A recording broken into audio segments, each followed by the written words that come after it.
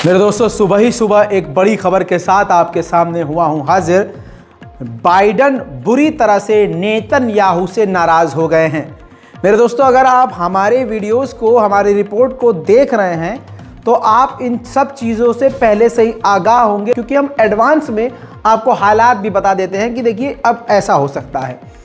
और पिछले 3 साल का रिकॉर्ड है कि जो अनुमान हम लगाते हैं वो सटीकता से आपके सामने सच होते नज़र आते हैं। बाइडन कई बार नेतन्याहू को कई चीज़ें बोल चुके हैं। अमेरिकी सीनियर ऑफिशियल ने खुद कहा है कि नेतन्याहू अमेरिका के प्रेसिडेंट बाइडन को उंगली दिखा रहे हैं हर बात में। आपको मालूम है, इस 100 दिन की जंग से अब बाइडन ऊब चुके हैं। इस रिपोर्ट में, इजराइल की ही रिपोर्ट में इस बात का खुलासा है कि नेतन्याहू से लास्ट बात बाइडन की 23 दिसंबर को हुई थी और उस कॉल के दौरान बाइडन नेतन्याहू से फिलिस्तीन में थोड़ी नरमी बरतने के लिए और ख़ासकर फिलिस्तीन का जो फंड रोका हुआ है इजराइल ने, उसको रिलीज़ करने के लिए बोल रहे थे। और ये बात पहले भी अमेरिका ने बोली थी, लेकिन जब बाइडन ने नेतन्याहू को फ़ोन पर बोला तो फ़ोन पर ही नेतन्याहू ने डिनाई कर दिया, साफ इनकार कर दिया कि हम रिलीज़ नहीं करेंगे फंड। इस बात पर नेतन्याहू के मुंह पर ही बाइडन ने फ्रस्ट्रेट होकर फ़ोन काट दिया। उसके बाद वो दिन है और आज का दिन बाइडन ने नेतन्याहू से बात नहीं की है, क्योंकि अभी भी इजराइल अमेरिका की बातें नहीं सुन रहा है, क्योंकि इजराइल की वजह से अमेरिका की भी इमेज पूरी दुनिया में डाउन हो गई है। मेरे दोस्तों, ये सीधा वही हिसाब है कि सांप को आप कितना भी दूध पिलाओगे वो डसेगा आपको भी। वही हुआ है अमेरिका के साथ। हथियार अमेरिका दे रहा है, मिलिट्री सपोर्ट, इंटेलिजेंस सपोर्ट, हर तरह से सारी ताकत अपनी इजराइल को दे रहा है, लेकिन इजराइल का प्रधानमंत्री एक भी बात अमेरिका की नहीं मान रहा है, जिसका रिजल्ट यह है कि अमेरिका की सरकार अब बाइडन सरकार से काफ़ी खफा है। वहीं हिजबुल्लाह ने कहा है कि हम जंग के लिए तैयार हैं। यह अपने में एक बड़ा स्टेटमेंट है।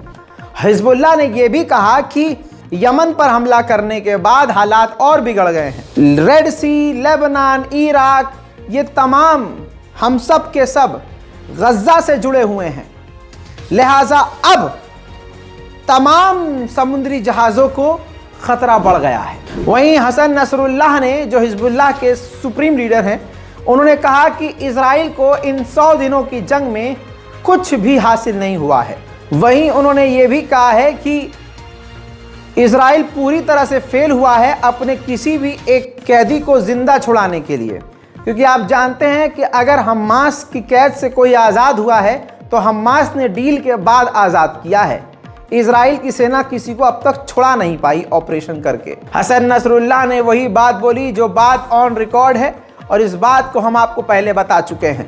नसरुल्लाह ने कहा कि इजराइल को फिजिकल हार्म हो रहा है, इमेज डाउन हो रही है, पैसे से कमज़ोर हो रहा है, इकोनॉमी और जीडीपी बेकार हो रही है। उधर ये भी कहा है हसन नसरुल्लाह ने कि इजराइल और अमेरिका बेशर्मी से अभी भी डिनाई कर रहे हैं कि उन्होंने 24,000 फिलिस्तीनियों का कत्लेआम नहीं किया है। उधर मेरे दोस्तों, नसरुल्लाह ने अमेरिका और बरतानिया को लपेटते हुए कहा कि यमन पर जो इन्होंने हमला किया, ये इन दोनों का बेवकूफ़ाना हरकत के अलावा कोई और स्टेप नहीं है और इनका ये अहंकार है। उधर मेरे दोस्तों, ये अगली 2 तस्वीर जो आपको नज़र आ रही हैं, ये दोनों यहूदी हैं, मारे गए हैं, सिविलियंस हैं, यहूदी सिविलियन, जो इजराइल यानी जो ऑक्यूपाइड फ़िलिस्तीन बॉर्डर के इलाके में इजराइल के लोग जो सेटलर्स जो रह रहे हैं, उनके ये सिविलियन हैं।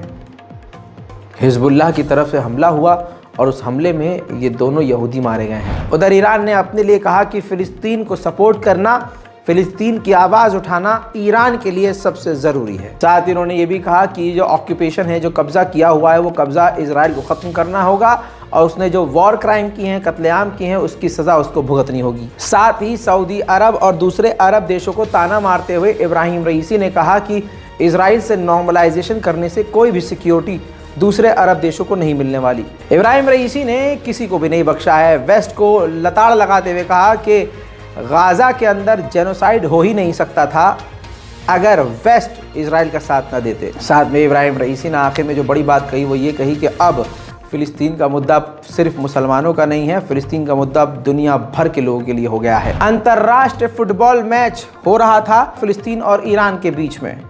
आपको बता दूं कि इस मैच के दौरान सबसे बेहतरीन मंजर तब नज़र आया जब फिलिस्तीन और ईरान के दोनों टीम के लोगों ने और लोगों ने भी, दर्शकों ने भी इजराइल और अमेरिका के खिलाफ नारेबाजी स्टेडियम में शुरू कर दी।